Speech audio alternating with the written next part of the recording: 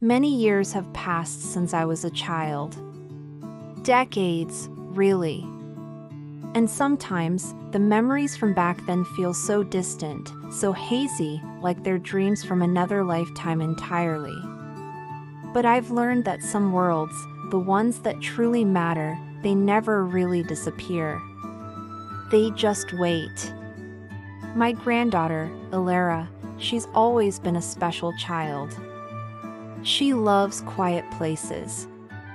The old attic, the deep woods behind our house, the dusty corners of the local bookshop. She once told me that silence helped her hear things that others couldn't. Not just sounds, but feelings, whispers from the past. I understood her more than she knew. One rainy Tuesday afternoon, we were exploring our old family library. It's more of a large room than a proper library, but to a child's eyes, it's a universe of its own. The air smelled of old paper, leather, and rain-soaked earth from the open window. Sunlight struggled through the gray clouds, casting long, dancing shadows across the towering shelves. Ilara was running her small fingers along the spines of the books, her head tilted, as if listening to their silent stories. I was content just to watch her, lost in my own thoughts, when her movements suddenly stilled. She had found something. Hidden behind a thick volume of forgotten poetry, tucked away on a dusty, rarely visited shelf, was a book.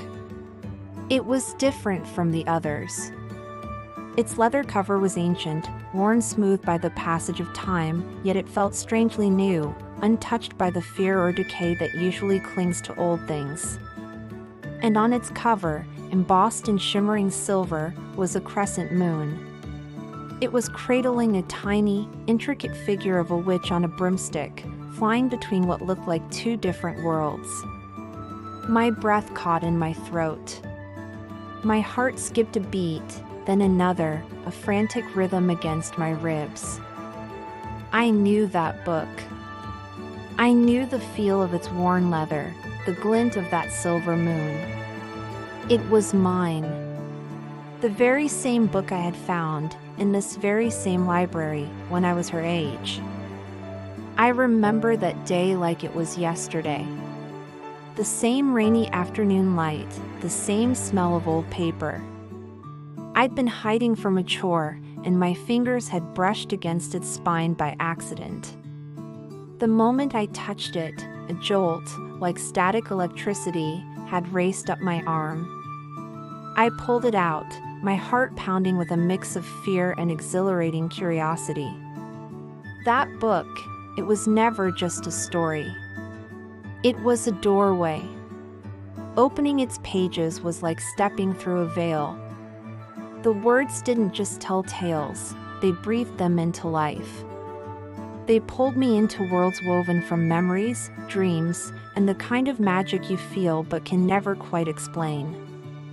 I visited forests where the trees whispered secrets, sailed on seas of liquid starlight, and learned from creatures made of pure imagination. Those worlds weren't just escapes. They taught me who I was, who I had the courage to be. They showed me that my own quiet nature wasn't a weakness, but a strength, a way to listen to the magic of the universe.